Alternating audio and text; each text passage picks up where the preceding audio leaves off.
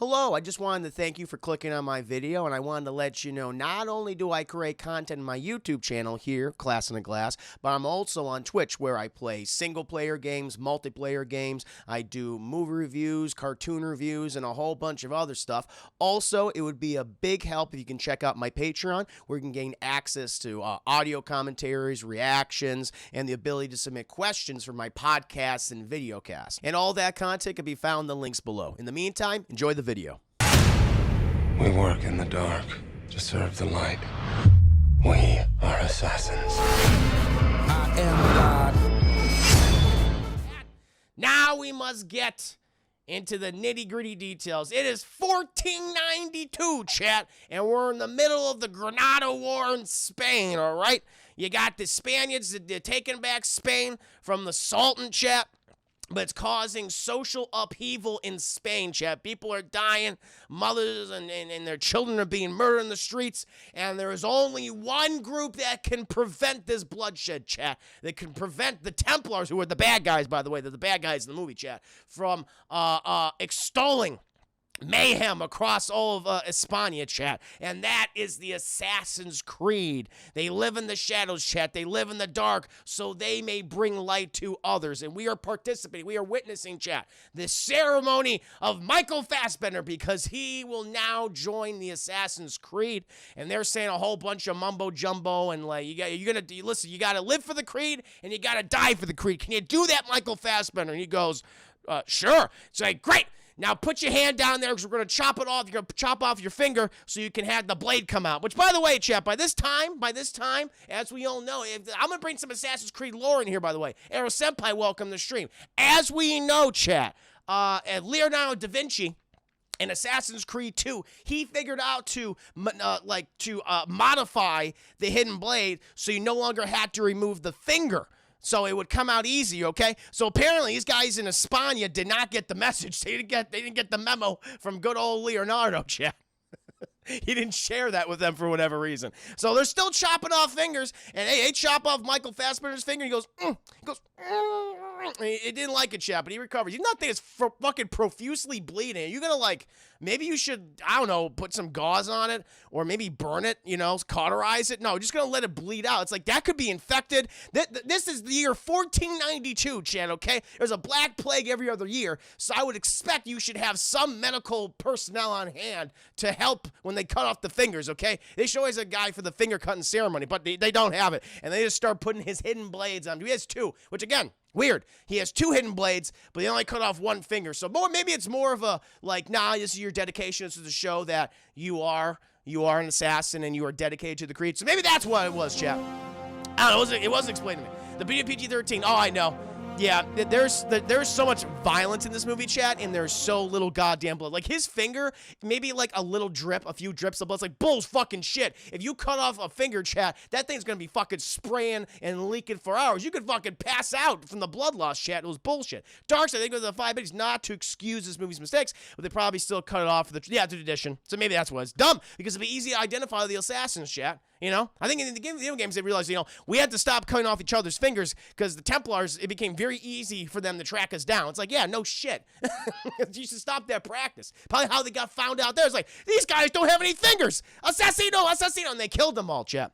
That's what they would have done. But, we also meet Michael Fassbender's girlfriend, past Michael Fassbender's girlfriend, chat, and she's dedicated to the Creed too. But they're smooching. They love each other. They like to smooch, chat. So there's a conflict. There's the conflicting feelings.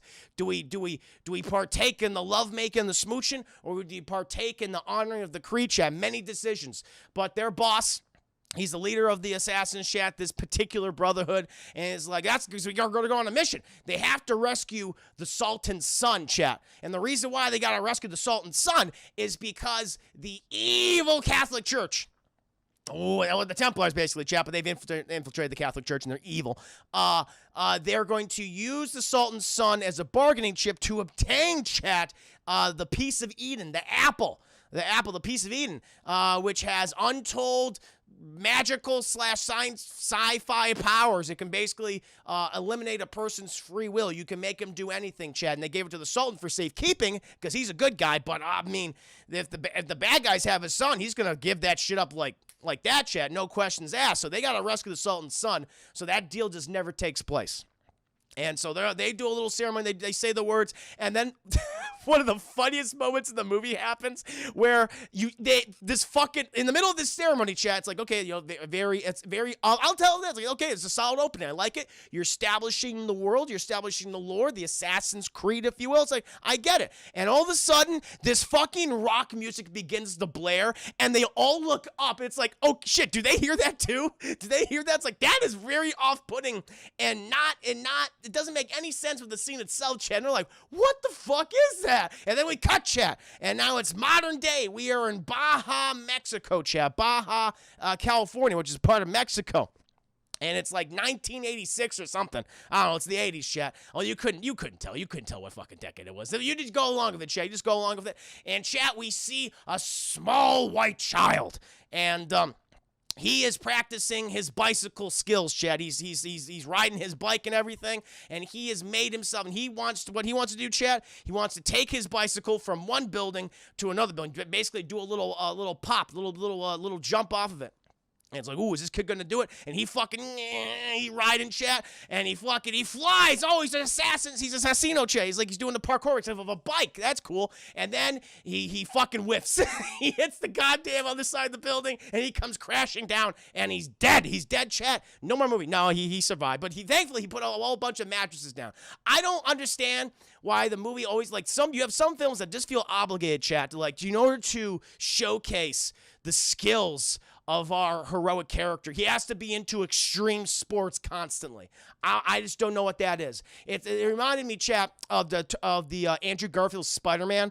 It's like, Spider-Man, let's make him a skate punk. Let's have scenes when he's just skateboarding around to showcase his powers. Like, why? That's stupid. And I didn't like this scene, chap. And he fucks it up. Extreme! Woo! Extreme! And he fucking fucks it up. Thank you, Darkseid, with the 5 biddies.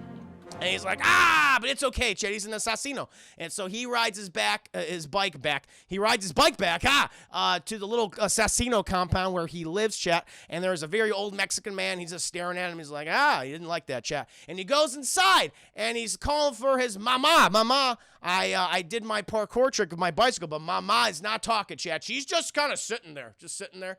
And she's like, Mom, are you okay?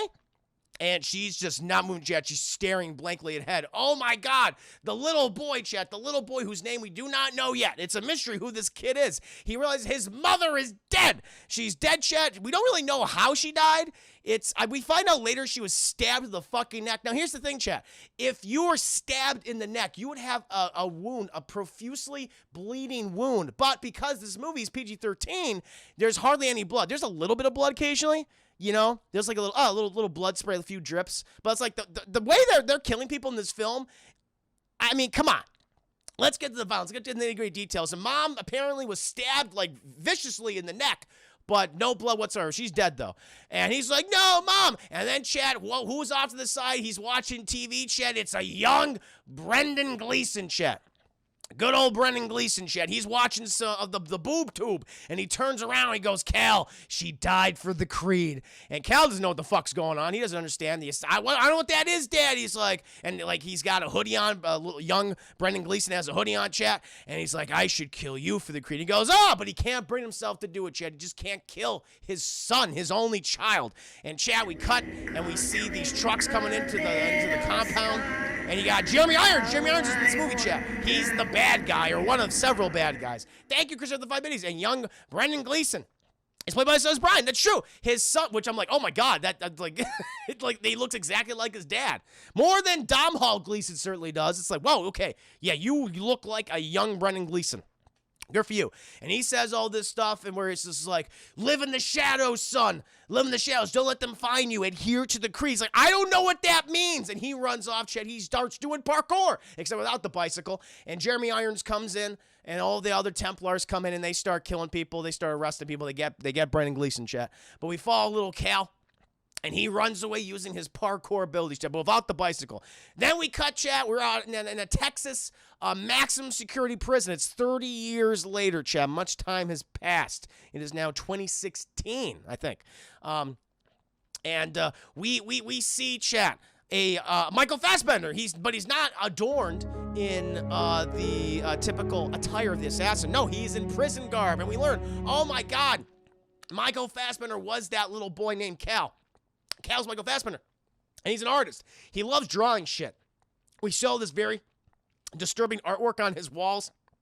He's doing like this, it's like finger painting, but not finger painting, Chad.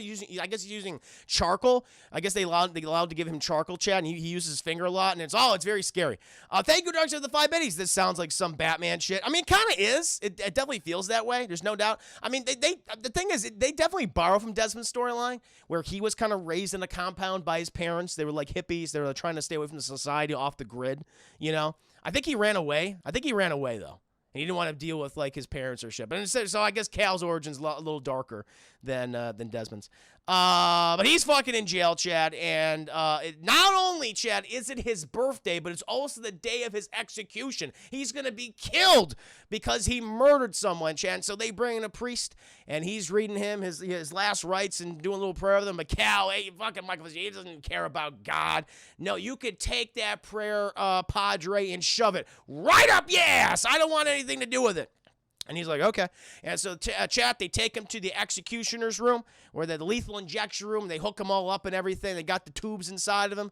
And, you know, hey, you got any last words, Michael Fassbender? And he goes, yeah, tell my father I'll see him in hell. It's like, ooh, he still has a lot of resentment towards good old Brendan Gleeson, chat, towards his dad. Although I would be a little resentful, too, if I thought my dad murdered my mom horrifically.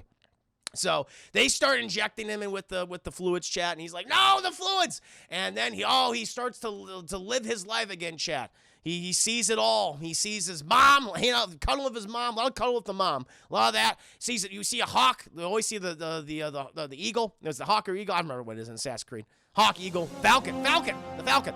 And it's fucking flying around and shit. And he's like, ah. And then he drifts off, chat. He drifts off. Dark Side, I think it was 5 minutes. I'm sure the Padre would shove it up the altar boys. Oh! Yeah, it would have been a great line. It's like, yeah, you know where to shove it. You used to that, aren't you, Padre? That would have been fucking great. That's a good one. That was a good one, Dark Side. I'm going to raise my glass to you. That was funny. So he drifts off, Chad, and he's dead. He's not dead. He's fine. He wakes up and he comes to, and we see the face. We see the lovely face, Chat. The lovely features of one Marion Cotillard. And she goes, how you doing, Michael Fassbender? Glad to have you here. You are indeed alive. You are in an Abstergo facility, and we need your help. But fucking Michael Fassbender, he wants nothing to do with this. Get away from me. No, I don't know what I'm supposed to be dead. He's like, you might as well be. We completely scrubbed your records. You're listed as being dead, so for all intents and purposes, you no longer exist, which is kind of terrifying in hindsight, Chad. It's like, oh my God, like a company has that kind of influence and a power that they can literally erase you. Like you just don't exist anymore. That is kind of spooky. So already, Chad, like, listen, there's some goofy stuff already in this film. I'll agree to that. There's no doubt. But it's like, this is an interesting premise. They make Abstergo a threat. Like, they have all these really good ingredients, chat, in a part of the movie. It's like, okay, this is all working. I like this kind of lore you're establishing, this world. But as we'll soon find out, it's just all the ingredients are fucking bone dry. So much of this is delivered. All this dialogue is just delivered deadpan. Everything in this movie. There's one scene where it's fucking goofy and it just does not work. That was like, we need one goofy scene, but it's also not goofy either. It's actually kind of like it's supposed to be weird and off-putting, but it comes off unintentionally funny. And so yeah, that's the biggest problem that I have with this movie. It's like, you have some good elements here, but because the fact that the film is just so boring and you have your actors regurgitating exposition and lore, that you're just kind of left unfulfilled. It's just like, okay, there's some cool things in here, but not. I wouldn't watch this film again, even though I had to, Chad. I had to for you guys, but I don't need to see a sequel to this. That's the big problem in this movie, Chad. This is what happens from here on out. So many of the new scenes that we're gonna see is just exposition. So I'm gonna try to get through it. I'm trying my best to get through these exposition scenes, get to the nitty-gritty details that you guys will like. Yeah, thank you for the 5 biddies. So no personality. No, yeah, exactly. No personality. None of the characters have personality. You would think, oh, because we get a scene. Now, I know, I'll go back on that. Because there is one character I think, this is kind of cool. This particular person. They do, but it's not enough. Michael K. Williams in this movie, Chad, is as Musa. And funny enough, he's actually the ancestor. Or no, his ancestor was a supporting character in that Assassin's Creed spin-off game that it was with the black assassin, the female assassin, where it took place like the 1750s in Louisiana. You know what I'm talking about? Omar's coming, chat. And Baptiste, like that character is a character you interact with in that game, which I actually like that. I forgot the name of it. Oh, Assassin's Creed Liberation. I think that's a really underrated title in Assassin's Creed Liberation, or that in the franchise. I like that a lot. I thought it deserved an actual full release on a console. That's how I played it. They did a port of it, but I really liked that main character you played as, and one of those characters in that game is the descendant of Michael K. Williams. And he's cool. I actually like it. They don't do enough of them, chat, but it's like they do some fun things with him. But he starts freaking out, chat, and they're like, the guards there are like, no, we got to grab him. She's the American culture says, no, let him go. Let him explore the facility. And he's going around, chat. You see all these other people in the same clothes that he's wearing, this very gray, stellar garb. That's the other thing, too. Like the facility they're in, it's pretty much, it's gray, it's brown. There's not a lot of personality to it. Like you can't remember a particular room, except the Animus, chat, for what it does to you. But everything just feels bland. Like, this does not have good set design, Chad. You need to do something different. You really did. I know they're kind of going for like a action techno thriller vibe for this portion of the film, but nothing's remarkable. Aveline, thank you, Dark Star. Yes, Aveline, that's it. Aveline. Yeah, you interact with one of the ancestors of that Aveline worked with. It's pretty cool. Just think of the base. All the scenes in the prison remind me of the first Twilight movie. Yeah, it's that ugly, smoggy, a lot of smog. They use the smog a lot, not only for the modern day setting, chat. I mean, just a room just happened to have smog. This guy is a smog fetish, chat. He likes the smog. He likes the smoky air and things. Not only in the modern day, but also in the past. Every time we cut to the past, there is always constant smog and smoke in every single scene. There's not a scene where it does not have smog. It's nuts. And so he's fucking walking around and he's seeing all these people, chat. And he goes to one room and it's got like brown trees and shit. It's like, these trees don't look healthy. And that's where we're introduced to like Michael K. Williams. And there's some other people there too. You don't know their names. You don't fucking care about them. They introduce supporting characters in this film, but they don't give them anything to do. That's like, oh, that guy died. But I don't care. I don't know who he was. He was the guy that used a sword or a rapier. I guess I feel sorry for the rapier guy. I don't know. But he fucking walks out there, Chan. He realizes, oh my God, that there's a precipice. There's an open window.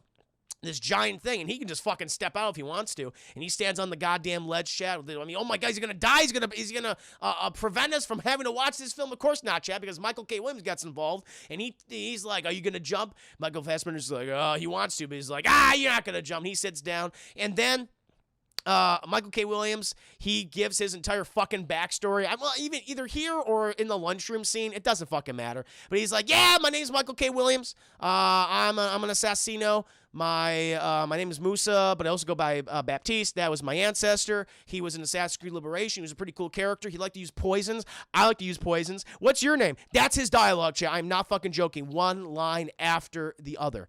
Michael Fassbender's like, that's a lot of exposition. My name's Michael Fassbender. How are you? And then fucking Mary Cotillard shows up. She's like, all right, let's get your ass in the Animus. We got to get him in the Animus, chat. And now, I mean, literally get his ass in the Animus. Now, as we remember from the original games, some of you might be familiar with, or might not be. The Animus is kind of like, it just looks like a sci-fi. It looks like a massage chair, chat, in all honesty. It looks like a big old massage chair.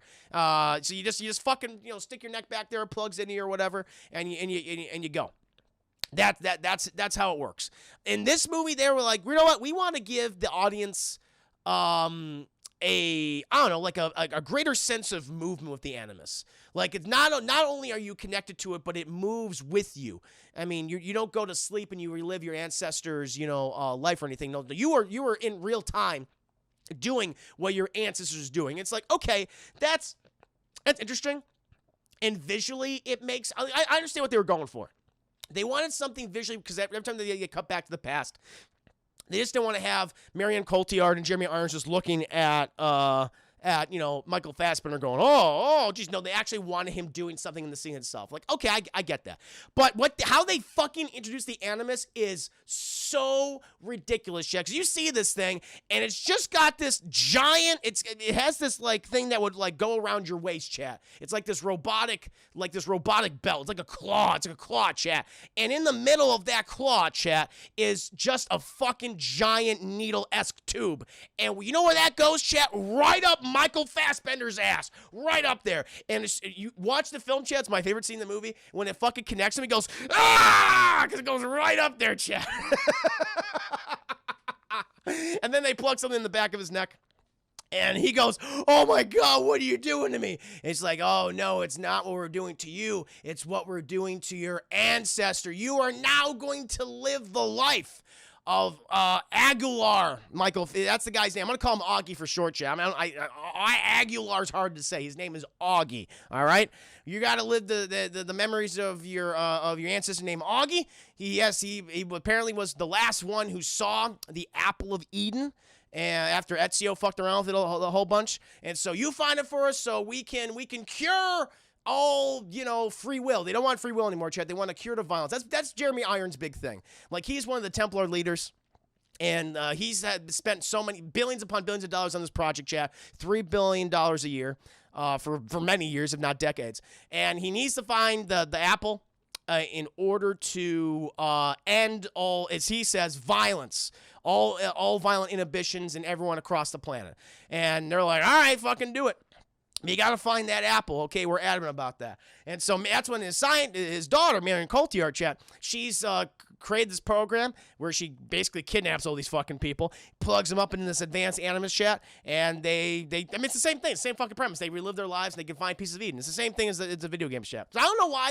I guess I understand why they chose to make the Animus look the way it did, or at least have the people interact like in real time with their answers. That's cool. But the way they fucking designed it, where it goes up the guy's ass, that's a little weird. I don't know. That seems like a fetish thing, Jen. No king shame in the stream, obviously, but it was like unintentionally funny. So they plug his ass up in there. It's like, find the piece of Eden. And chat, wow, we're blasted back to the past where we are following Augie and the assassin, chat. Is right after the finger cutting ceremony, I guess, and the gangrene has set in, and his hand is just fucking weird and purple and leaking some fluid, chat. It's like, you should have had the guy to cauterize it, but too little, too late, in my opinion, chat. And we have the the Inquisition or the Spaniards.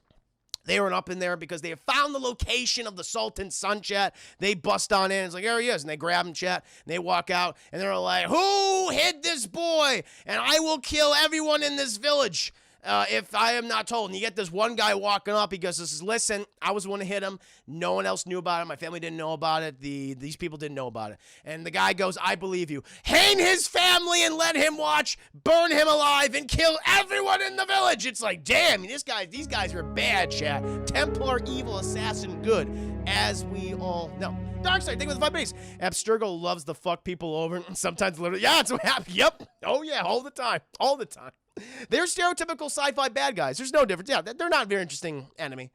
Like, as villains in the series. Like, honestly, I've gotten so sick. This is me a little briefly ranting about Assassin's Creed. I've gotten so sick of the assassin Templar conflict. I'm like, I'm fucking done with this. I don't want to, fuck them both. Fuck them both, honestly. They can both go to hell, chat. All right. I like the idea of just being in these settings, and having this, open world gameplay. You're fucking around with all these historical figures. That's really cool to me, all right? Drop the Assassin's Creed lore bullshit. I'm sick of it. There's been too many goddamn games. Move on. You can have some of the same mechanics in those titles. I'm fine with that, There's some games that do it better than others, sure. But the lore has gotten so obnoxious, in my opinion, chat. And then you could tell it's gotten obnoxious. This movie's fucking regurgitating all back, man. It's like, I know this already. And you made it even more boring than it already is. And so they plug his ass in, and yeah, anyway. So they start killing the people, and the assassins, they're just waiting. They're like, they're not even caring. It's like, nah, we're just after the Sultan's son, so let's fuck all these people who are helping us. They fuck them over, chat. And they burn the dad. They hang the family. The villagers' livelihoods are destroyed, and the assassin goes, okay, now we'll attack. Now we'll attack the bad guy after he's done his evil shit. And they jump on this guy. I guess he's like the sheriff or something. I don't know. It doesn't matter. And they stab the shit out of him, chat. But oh no, the Black Knight. I don't know what his name is, chat. I'm just call him the Black Knight. He's very large, and he has black armor on. That's his name. And he fucking rides off the Sultan's son. And Augie and the assassins, they chase after him, chat, and we get a big old action chase scene, and it's fine, you know, it's relatively well shot when there's practical effects, but there's a lot of CGI in this film, chat, a lot of unnecessary CGI. And when you see these carts, they constantly go back and forth between a practical cart and a CGI cart, and it's very obvious. And you can tell when Michael Fassbender and Augie and all these other characters are behind a fucking CGI wall. There's no doubt about that, chat. When you just got a goddamn green screen, it doesn't look good. You can see the fucking halos. This movie costs $125 million, and you're telling me you couldn't fucking fix that in post? Bullshit. So eventually, chat, they get the Black Knight out of there. He falls over because they can't kill him, chat. They can kill all these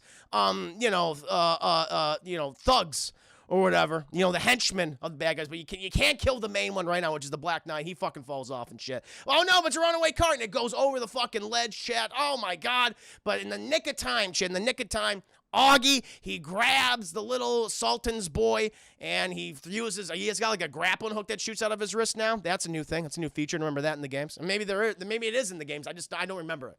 Shoots up, Chad, attaches to the cliffside wall, him and his love interest. Rest of the guys, they fucking go down with the goddamn ship. They're all dead, Chad. All those assassins are dead. Yeah, you're no free falling. There's no, leap of faith for them. It's like, no, not at all. And then the Black Knight walks over, he goes, ha ha, I have captured you, because they have nowhere to go. And then, Chad, we cut back to present day, and Michael Fassbender goes, he's all freaking out and shit. And Mary Coates is like, you gotta stop it. You can only keep, apparently, Chad, we learn, I guess it's from the games too, you can only keep them in there for so long or they'll start to like have massive seizures. It'll be too much trauma in the brain. You don't want that, chat. Apparently, a lot of other people that have used this type of animus, even though it's very advanced for whatever reason, and you have the user, it's more intimate than ever, it wears on the body. It makes fucking sense because the guy, everything that, it's weird, everything that Augie did, we saw in the past, Michael Fassbender is also doing. And so, of course, it'd be fucking strenuous. It'd be terrible. They're like, okay, why don't you go get some sleep? And so they put him in his bedroom, chat, and he starts seeing his past life, constantly talk to him, whisper to him, and try to stab him in the neck and things. And then he starts to acclimate to his Assassin's Creed powers and shit. He's like, he starts to learn via his past life. And Jeremy Irons, he stops by and he's like, listen, we got to find that Apple Eden, okay? I got to go talk to the Templar people, my leaders, the people I answer to, I forget, the headmistress, I forgot, I think they call her Majesty or something, or Excellency. You got to talk to the Excellency of the Templars. And he's like, we got to be in we're going to go to London, but I got to talk with them right now. So he fucking leaves, chat, and he goes to talk with the Templar leadership. And this woman, she basically says, listen, we've been paying you $3 billion a year with this very expensive animus that barely fucking works and kills most of the people that go inside of it. We're going to stop funding your project. You're going to move you over to something else. We're going to give you 3 more days to try to find the Apple of Eden, okay? And also, oh, look at that. That's an Ezio Auditore reference right there, is the fucking Pope. Remember when Ezio choked the shit out of the Pope at the end of that game? Check, the last thing you did in that game is when you just choked the shit out of the Pope. She's like, remember that? And Jeremy Irons is like, I'm just want to get paid, okay? I'm literally just saying gobbledygook right now. That's all I want. I want to get paid so I can do an actual good movie. It'll be 3 years till I do Watchmen, okay? So just pay me right now. Thank you, Dark Slayer, for the 5 minutes. Imagine all the sex he had to relive as Aguilar. Best VR experience. That's true. See, there are practical applications for the animus. Why is it not used for that? Take away all of that. Just plug everyone in. Plug everyone into the goddamn internet. You won, Abstergo, but of course they don't do that, Jen. No, we got to find these weird sci-fi fantasy balls or whatever. And so he goes back there and he says, listen, daughter, Marion Cotillard, I got like 3 fucking days now, all right? They're going to take away all of our stuff and shit. We got to kill all these people. We're going to have to kill all the people here, by the way. All right, so we got to plug them back in. Marion Cotillard's like, I don't want to do that. I don't want to do that. That it'll hurt him. And Jeremy Irons is like, we gotta fucking do it. We gotta do it. Eventually we cut back to Michael Fassbender. He goes to lunch one day. He's hungry. He really wants to eat something. There's also like this weird connection. It's like, I can't tell. It's the connection between Marion Cotillard and Michael Fassbender. It's like, are they hinting at a romance or a friendship? They don't want to commit to what it is. They keep going back and forth. Like, she's very much his warden, and she cares for him and the other prisoners, but then it's like she's hurt a lot of people, as we eventually find out. So what's your spectrum? What's your spectrum, Marion Cotillard? Where are you on the chart? Okay, are you chaotic neutral? What are you? It's not established, chap. Chaotic good? Maybe chaotic good, chap. Or maybe it's, I don't know, maybe it's evil lawful or some shit. I just don't know. And so he goes to lunch chat. We're introduced to a whole bunch of assassins who don't matter. It doesn't matter. They say, hey, eat the chicken. And he's like, I want the steak. It's like, all right, be an asshole, fine. And he eats his goddamn steak, but he's still seeing weird shit and everything. He goes back to his room. It's not good. Eventually, what's his name? Goddamn, Jeremy Irons. He's like, all right, we got to plug him back in the Animus. We got to do that. And so he's like, you forced my hand. She's like, listen, no, it has to be on his, because we learned shit, it has to be on his own volition. Typically, if a person does it of his own free will, or volition, then the Animus will somehow acclimate to that, and they can be in there longer instead of being forced in there. They just throw that in there in the movie. It's like, okay, sure, whatever. And so they drag him out there, and they plug his ass in there again. He's like, my ass! And then we're back, Chet. We're back. And smog, a lot of smog, Chet, tons of fucking smog in this scene. And we find ourselves in an executioner's arena, okay? They're killing all the people who defied the church, or in this case, the Templars, Chet, who are the church. And you got the one of the papal guys. I don't think it's the Pope. It's somebody. I don't know who it is, Chet. It's some papal guy. We're going to call him the papal guy. And he's like, bring out the assassinos so they may be executed. I already negotiated with the Sultan. We shall give him his son, and España shall be free. And so then, Chad, we cut to the prisons where we have Augie and his beloved Chad and the rest of the assassins who don't have names, you don't care about them, and their mentor. They got their mentor too. Apparently, the Templars ransacked their hideout, and they got this guy too. Don't you think with 5 minutes, Fassbender's ass is gonna be gaping by the end of this? Oh my God! Oh man, poor Michael Fassbender. Mr. Yasmin, good to see you. Did you see my tweet where Netflix and Ubisoft are making a Beyond Good and Evil film? Whoa! What the No, I did not. No. That'd be fucking great to talk about. Thank you for letting me know about that, man. That's would be great for tomorrow's discussion. Whoa, so fucking cool. Interesting. Yeah, that'd be great. But yeah, anyway, he's talking to his girlfriend, and she's saying, listen, we just gotta adhere to the creed, okay? Our love doesn't matter. But Michael Fassbender's like, fuck it does. Hell yeah, it absolutely does. And he wants to smooch her chap, just like a little head nod, like a little, and it's like, that's not very romantic. And they got the Black Knight out there, and he starts dragging Augie, his girlfriend, and their mentor. They put him up on these, like, pillars, and they're like, yay, burn them, burn the witch, and all that shit. And the Black Knight, he goes over and talks to Michael Fassbender and says, I'm going to kill you last because I want your mentor to burn first, so you're going to watch him die horrifically. And so he fucking goes over there to Michael. He's like, he's trying to get out of his bond step, he's trying to, but he's not quick enough, chap, because the Black Knight, he burns his mentor, he goes, The thing is, there's no screaming. You see, this is what happens, chap. This is this horrific scene. You see all the kindling near his feet, and they throw the thing in there, and it's on fire, and then immediately cuts to the whole thing. So you can't even tell what the fuck's in there. You can't even tell it's just everything's on fire. It's like a giant bonfire. You can't even see. He's got that PG-13 rating really hurt this film. It should have been a rated R, chat. Assassin's Creed is violent as fuck. So I don't know. But good old Augie, he breaks free, chat, and he starts stabbing. He gets his girlfriend on there. They start stabbing everybody. The papal guy, he's like, stop them, stop the assassinos. And that didn't work, chat, because then we get the prolonged parkour scene, chat. As we all know, Assassin's Creed, Martin Lawrence. It is Martin Lawrence. Martin Lawrence, chat. He's the number 2 Templar in this movie. He works for the papal guy.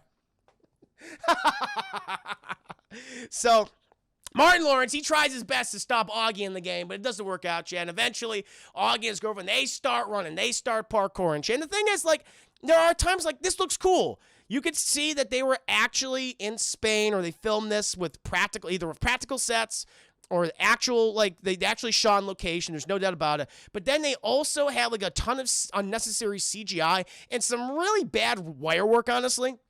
Like, there are parts in the Assassin's Creed games where you are literally, like, hanging on a fucking wire, like, for laundry, like a laundry line. It's like, okay, in the game, that's fine. That's fun. But when you see in the movie, this looks fucking dumb. Like, you have, Michael Fassbender's girlfriend literally hopping, Jenna, like, like, balancing. No, hopping to and from laundry lines. And it's like, that's fucking bullshit. That would give way, and they would fall, like, 10 goddamn stories and die. I'm like, come on now. That did not look good. And so, I mean, there is some, they have choreography in the scene. Like, there's some cool stabbing and sword fighting chat, you know, but then it's like, okay, you actually, they pulled the camera back and you could actually see it. But then for other things, they have the camera way too close and you can't see it. They constantly go back and forth. I'm like, I'm getting fucking whiplash watching this. And so this scene was kind of all over the place to me. And eventually they fucking run and shit. And it culminates, chat. It culminates, they climb up the highest tower in Spain, or I don't know where the fuck I guess Madrid. And they climb up there and they do the leap of faith. And the thing is, like, this movie is said, because I read some of the history of this film, this is the biggest free fall ever in a film, chat. Like, they actually used, like, it wasn't Michael Fassbender that did it, was his stunt double. But the thing is, you can't even tell it's real because it looks so fake. And so they kept saying, like, oh, this is the biggest free fall ever. But the way they shot it and how much CGI they've layered onto it and all the smog. Again, chat, every scene of this movie, especially in the past, has smog.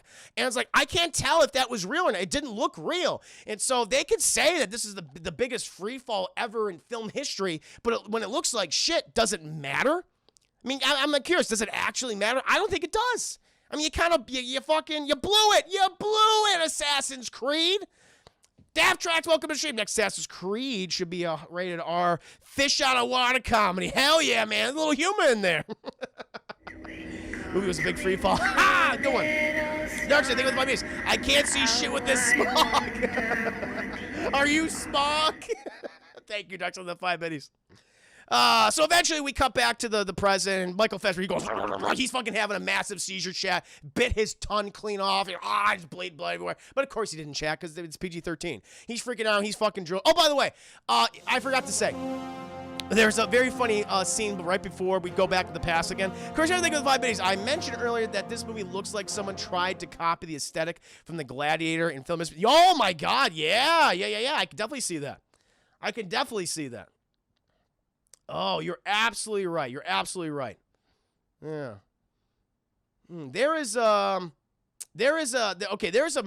scene in this movie, chat, when Michael Fassbender starts singing a song, because he starts to relive not only his ancestors' life but also his life as a kid, and he remembers this song that his mother was listening to on the radio when she died, and he just starts fucking belting it out like crazy. I forget the name of the song off the top of my head. Someone help me out here what the name of that song was. But he's just like, he's belting these lyrics out, and his accent is going all over the place.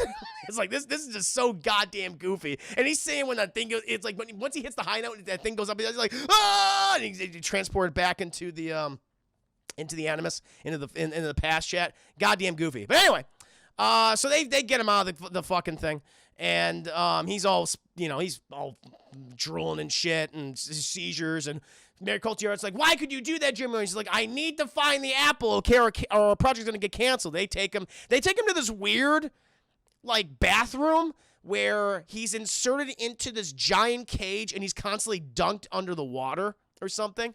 I don't know. Hired by Creed. Yes. Yeah, exactly.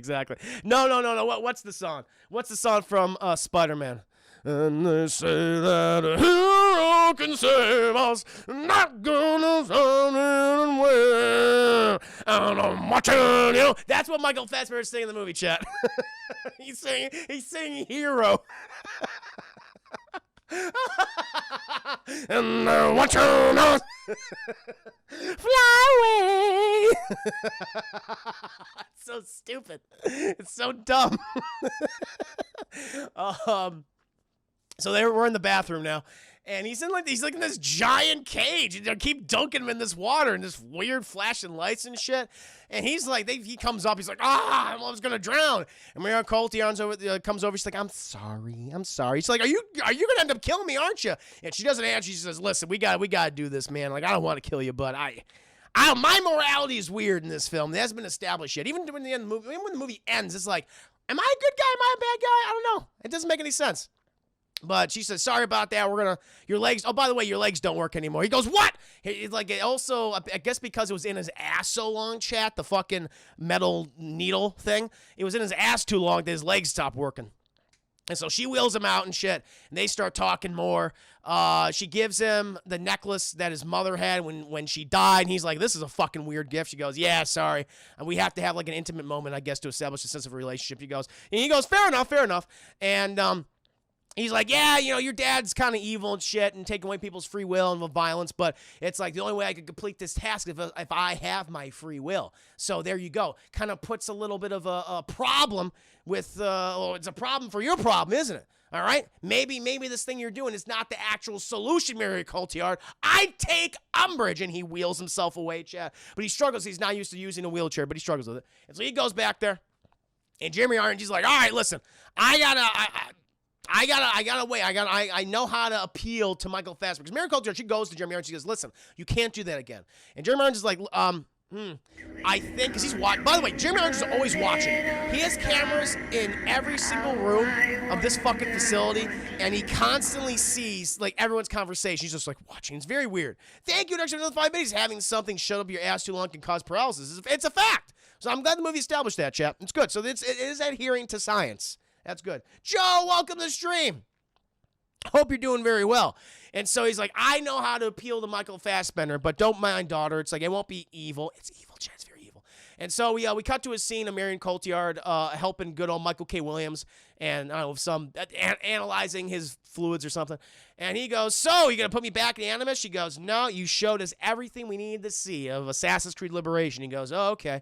Well, can you let me go and all the others go since we gave you everything? And she kind of looks at him and says nothing. So it's like, listen, you're promising to let these people go, but then you're going back on that. But at the same time, you don't want any harm to come to them. Where are you on this spectrum, Marion Cotillard? What are you? Establish some. What is your guiding influence right now? Okay, because I don't know. I don't even understand you as a character. You're all contradictions constantly. It's fucking weird. But then, chat. Jeremy Irons is like, I should probably talk to Michael Fassbender and announce that I've not introduced myself. We are about an hour and 20 minutes in the movie. Maybe we should introduce the hero to the main bad guy, right? Also, we learned that Michael Fassbender, the reason why he was in prison is because he killed a pimp, chat. I don't know why. Was that his pimp? Was his ass, chat, being pimped out? We just don't know. He just says, I killed a pimp. Okay. Elaborate? We never elaborate again. It's just like he killed a pimp. It's like, great. But Jeremy Irons, he goes over to Michael Fassbender. They start talking, and Jim Irons is like, listen, let's work out a deal, okay? I'll give you something that you want, and you can give me something that I want. And Jim Irons, fucking Mike Sanders is like, cool, all right, sure. And he walks with him, chatting monologues, evil shit. And they go to this one room where they have all these older people, and they're all blind, chat, and they're all like emaciated and shit. They're fucked up. And Michael Sanders is like, what'd you do with them? And he's like, listen, these are the people that did not acclimate to the animals. They did not use their own free will, and this is what it does to you eventually. If you use it too many times, it can destroy your body.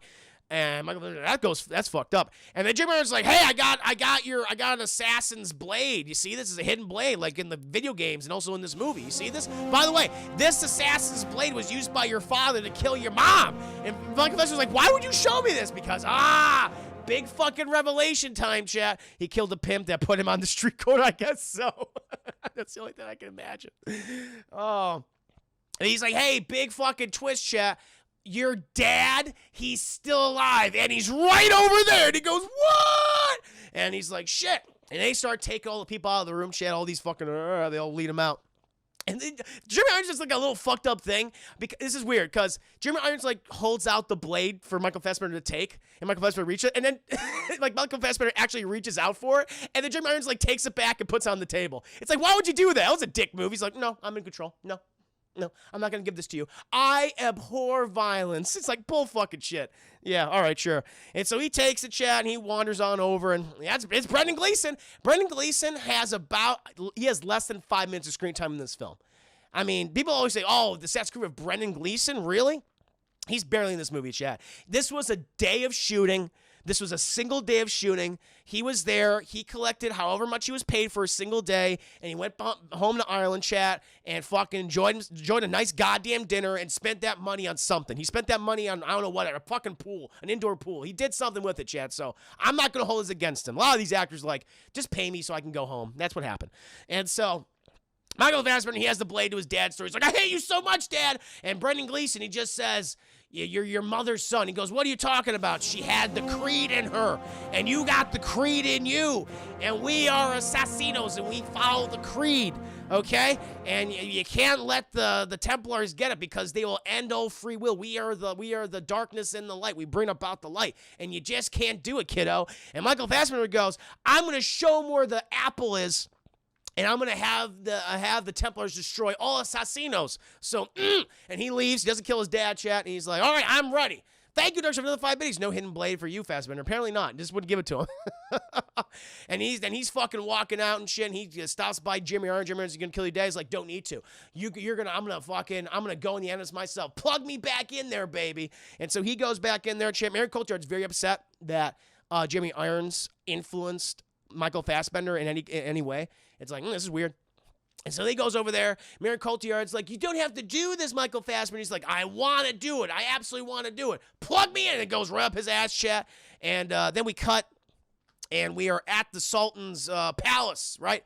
And you got the papal guy, and he has the kid with him, and also he has the guards, the Black Knights there. Martin Lawrence is there too, chat.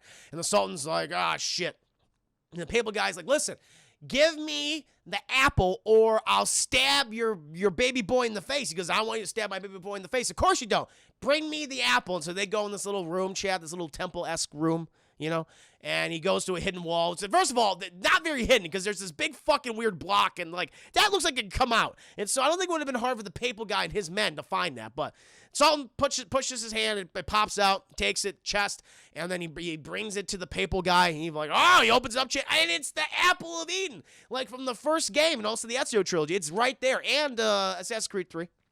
It's right there. He's like, with this, my fellow Templars, we shall destroy the Assassin's Order. We shall bring peace across our old world and the new world, which was just recently discovered. And everyone's like, whoa. And right above them, though, chat, is Augie and his girlfriend. They're like, we can't let that happen. Also, the papal guy was nice because he gives back to Sultan. So he's like, here you go. And he doesn't do the whole thing. Now kill them. He doesn't do that. He's like, okay, we're going to leave now, guys. Thank you, Sultan. See you later. But Assassin's like, no. And they jump down there, chat, and they start stabbing. Everyone starts stabbing, chat. All the guards start dying. But the Black Knight and the papal guy, they're like, they survive.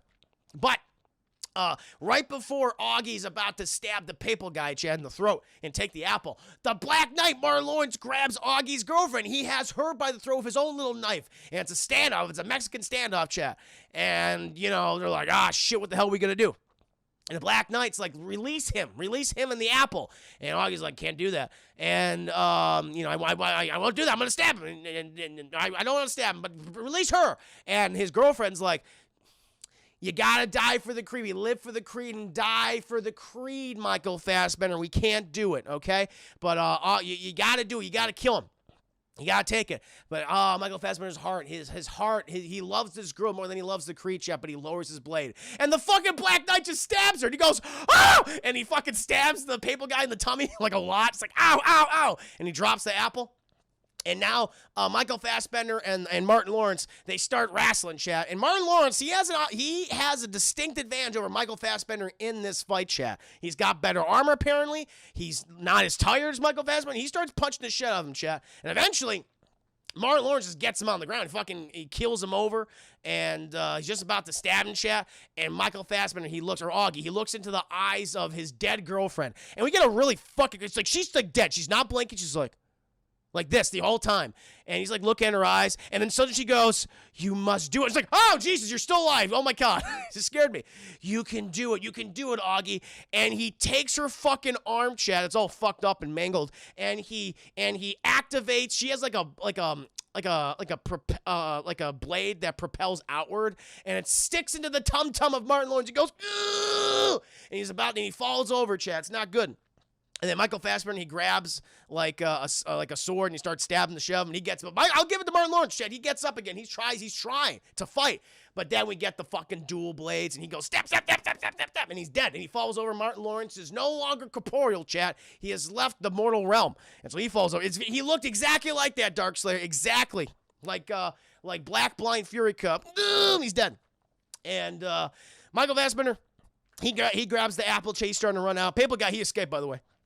Even though he has a lot of tum-tum wounds, he escaped, and Michael Fassbender's trying to get out of the out of the Sultan's palace or whatever. The Sultan's like, please forgive me. He's like, we're gonna kill you later probably, and your little boy too. But he runs out, chat. But the papal guy, he has the palace and the surrounding city. I guess they're in the surrounding city, surrounded, and it's right over a very large precipice. And the papal guy's like, you have nowhere to go, assassino. Bring me the apple, and you shall earn a swift death. And, Augie's like, hell, I will. And he drops off, Jay. He does a leap of faith. And everyone's like, whoa. Like, Myron Cotillard, Jimmy Owens like, that was a leap of faith. That was a reference to the video game. Whoa. And he does that. And all of a sudden, the machine, like, starts getting fucked up and weird. Like, it starts to break down. It just starts breaking for whatever reason. And then Michael Fassbender doesn't need the machine to be in sync with his ancestor anymore. It just is. I don't know. I think the thing just detached inside of his ass, chat, and the giant metallic needle has become one with his body. It's like some body horror thing, and it just lives inside of him, and he can just fucking fart and activate it, and it's like, I'm in my past life or something. I don't know. Not explained. But Marion Cotillard realizes that this thing is stuck in his ass, and she's like, go ahead and look where it is. And so then we get a scene, chat, where we find, it's fucking, it's in a boat. And, this boat, chat, is the Santa Maria. It is the boat of one Christopher Columbus, chat, whatever the name of his fucking boat was.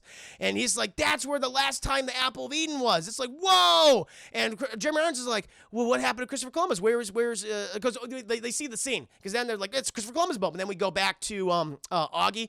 And Augie, he went to Christopher Columbus, and he said, take the Apple of Eden to the New World and don't let anyone have it. Bury it with yourself when you die. And Christopher Columbus goes, hell yeah, I will. Steve, thank you for the 25 biddies. What the fuck is this movie? Does the game have a lot of booty action? Hell yeah, it does. You know it does. Bring me the Apple. Have you updated the latest iOS to subscribe to Apple Music? That would have been great. That would have been amazing.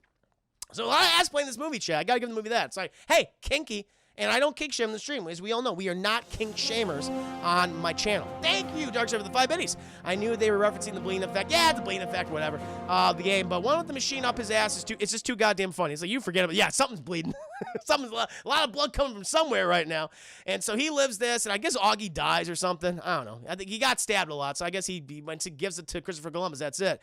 And the thing is, he did say this, like, bury yourself with it, okay? So they'll never find it again.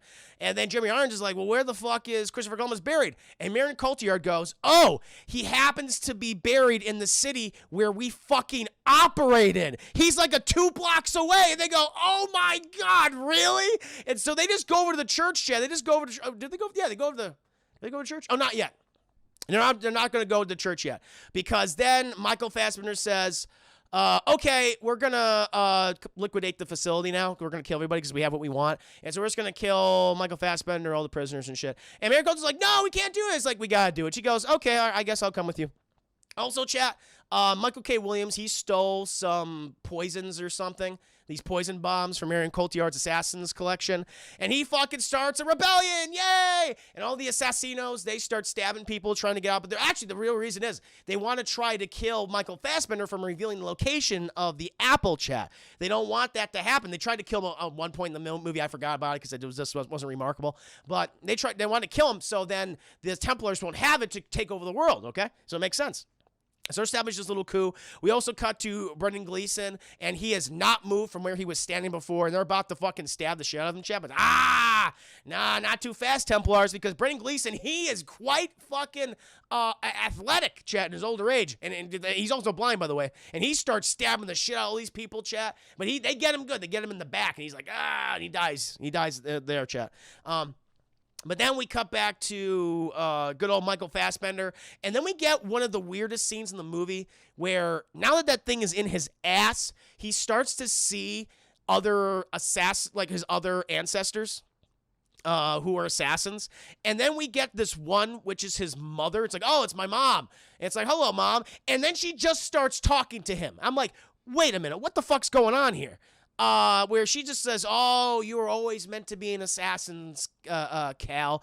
You have to like." She's talking real time to him, like you have to stop the Templars from using the apple.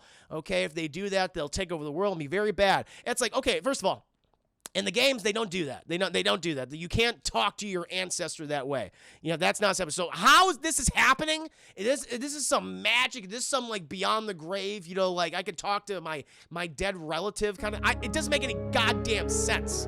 Thank you, Dark Side of the 5 minutes. So have something up his ass reminds him of his mom. Hey, man. We don't know what they were doing when they were cuddling all those years ago. I don't know what that family was like. I mean, fucking Brendan Gleeson killed his wife. And then Brendan Gleeson shows up like fucking Luke Skywalker, and he says, "Yeah, how you doing, son?" And then Michael Fassbender, he looks at his mom, looks at his dad, and is like, "I don't know how this is happening, but you know what? I'm gonna be an assassin now because the script demands it." And he's just like, "I don't want the Templars to get the apple anymore. I'm going to join the assassin." This is all in the span of like 5 minutes. I'm going to join the assassins, and we're going to stop them. Now, chat, as I said earlier, about 15 minutes before this, maybe even 10, he said, "I'm going to burn down the Assassin's Creed, okay? I don't give a shit about my dad. I don't give a shit about anyone who's associated with Assassin's Creed. Fuck them." And then 10 minutes later goes, "You know what? I changed my mind." What? What? It's so goddamn dumb, Chad. This movie gets really dumb in the end. And Mary Cole, even though she cares about her prisoner, she's like, all right, fuck him. And they stage a coup, and Michael Fassbender, he teams up with Michael K. Williams, all the surviving assassins. They're using all the various ancient weapons, and they kick the Templars' ass. Just some of the assassins die. Do you care? Of course you don't. You don't even know their names, but some of them die, whatever. But they defeat the Templars. They take over the facility. And Michael Fassbender, he does some parkour because he thinks he can fucking catch a helicopter, chat, that Michael Fassbender and Jeremy Irons is using to escape, or that Mary Cotillard and Jeremy Irons are using to escape. He doesn't get up there because it's a fucking helicopter. Of course he doesn't. And Jeremy Irons and Mary Cotillard, they get to the church, and the priest is just there waiting for them. "Oh, yeah, we got it. Here you go. Here it is." And they open up. It's like, that's the apple of Eden. Fuck, this was so easy. And they take it, and he's like, "All right, let's go back to London, and we got this in the bag." And like Her Excellency, the leader of the Templar, she's there. She's like, "Listen, Jeremy Irons is going to get all the credit for this, but we know who actually did this. So thank you for your service to the Templar Order, Mary Cotillard. We really appreciate it. Hey, we're going to watch out for what we always watch out for our own, okay? You got a lot of good stuff coming your way. Don't you worry about that. I promise you that." And so then we were in London, I guess it's like, I don't know, a couple days later or something. And the Templars, like, they are very, open about that they're Templars. Because they have all their iconography everywhere. They have their secret meetings in broad goddamn daylight. And we're like, all right, let's go and do it. And, Jeremy Irons is getting all dolled up. He's going to do this speech talking about the apple, how we're going to bring an end to violence across the world. And he's saying how, "Oh, the world's going to love you, my daughter. You are the one who brought the true end to violence." It's like, wait a minute. So they're going to present this fucking thing and just say, "This is the way it's going to be"? Weird. You think they'd keep that secret? But I guess not. Everyone's like, all these governments are like, "You know what? Yeah, fuck, we'll do that. We'll bend the knee to the Templars, sure." And Mary Cotillard, she reads the speech beforehand of Jeremy Irons, and she realizes something. Oh my God, he's a bad guy. What? Because, chat, it's not, he doesn't want to bring the end of violence. That was all fucking bullshit he was giving to his daughter. What the Templars want to do is, chat, twist, they want to kill all the assassins. They want to have the assassins bend the goddamn knee, and they will become agents of the Templars, Chad. They can root out their greatest enemy, and then they can send the assassinos to kill people around the world that defy the orders of the Templars. And Mary Cotillard's like, "How could you do that?" And Jeremy Irons is like, "What the honey, what do you think we've been doing for thousands of years? This is what we do, okay? Like, I'm not, we end violence, but I'm a bad guy. You're a bad guy." She's like, "I'm not a bad guy."